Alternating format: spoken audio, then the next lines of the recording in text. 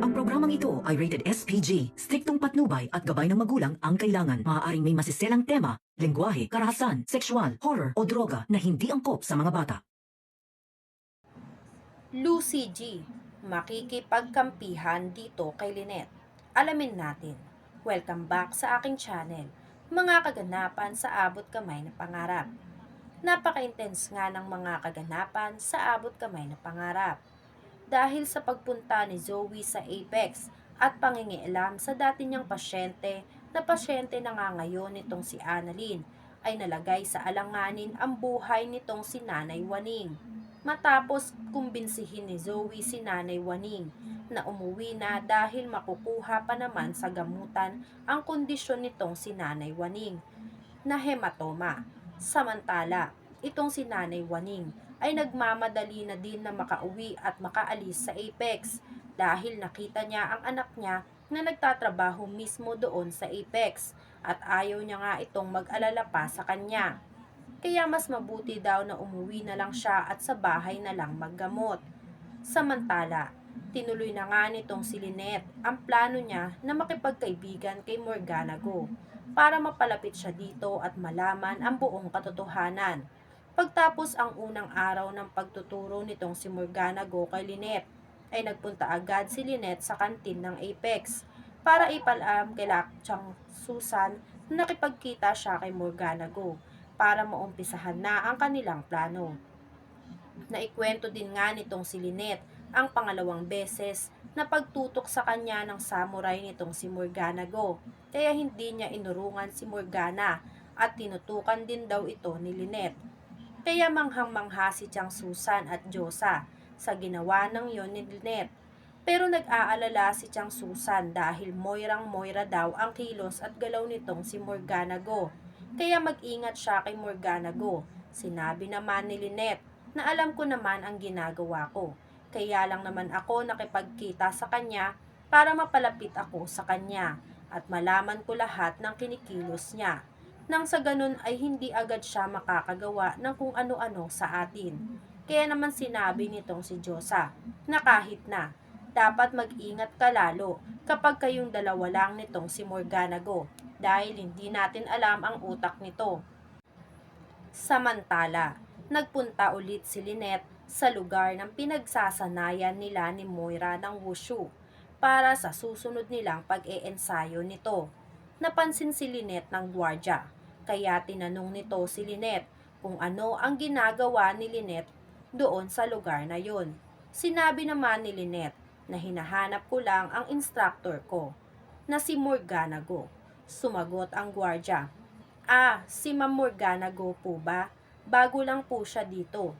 Kaya naman nagtaka si Lynette na bago lang pala itong si Morgana Go na nagugusyo sa lugar na iyon. Sakto naman at sa pag-aantay nitong si Lynette dito kay Moira para makapag-ensayo ulit sila. Nakita si Lynette nitong si Lucy G. Lucy G na totoong si Morgana Go. Nilapitan ni Lucy G itong si Lynette para kausapin. Alam kasi ni Lucy G na mortal na kaaway nitong si Moira itong si Lynette at si Lynette ang taong pinaghihigantihan nitong si Moira. Nagtataka naman si Lynette kung sino ito dahil bigla na lang lumapit si Lucy G dito kay Lynette. Nagpakilala si Lucy G kay Lynette.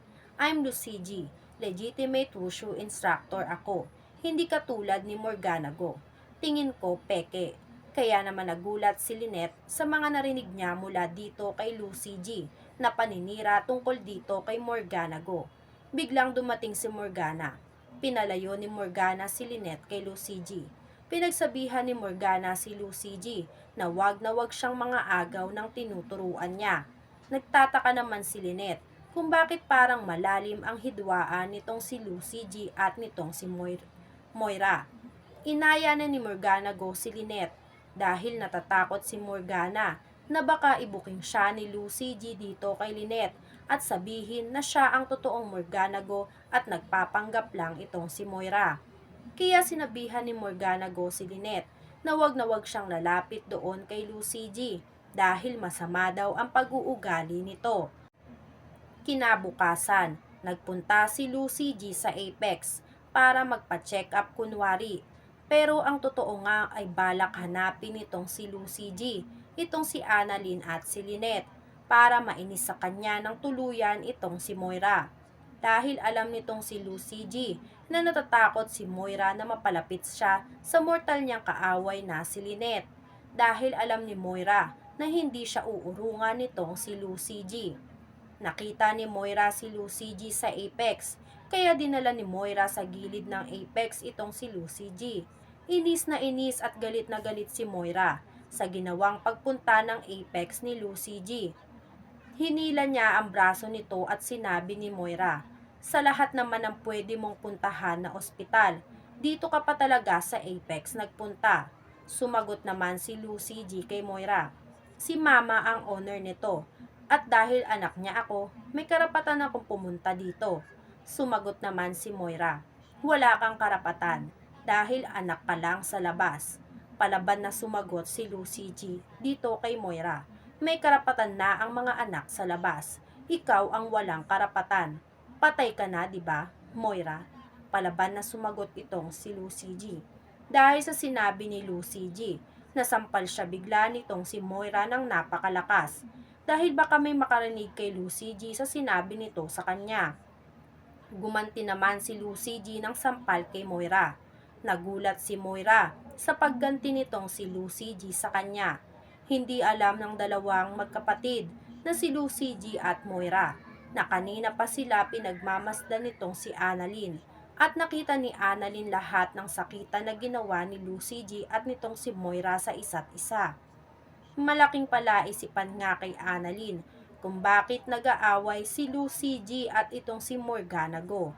At iniisip pa ni Annalyn kung magkaano-ano kaya si Lucy G at itong si Morgana, at bakit ganun na lang ang sakitan nilang dalawa. Umalis si Annalyn kung nasaan si Lucy G at si Morgana, dahil baka makita siya ng mga ito na nakatingin sa kanila, at malaman ng dalawa na kanina pa sila pinagmamasdan ni Annalyn, si Lucy G at Morgana. Pag-alis ni Annalyn, nagpunta si Annalyn sa kantin para hanapin si Lynette at sabihin kung ano ang nakita niya. Ikwinento ni Annalyn lahat ng nakita niya sa magkapatid na si Morgana Go at si Lucy G. Kwinento ni Annalyn lahat ng nakita niya. Na-share din ni Lynette na nagtataka din siya sa dalawa kung bakit ganun na lang ang galit nito sa isa't isa, dahil sa nangyari nung nagpunta si Lynette sa pinag-eeksayuhan nila nitong si Morgana, at aksidenteng si Lucy G ang nakausap nitong si Lynette.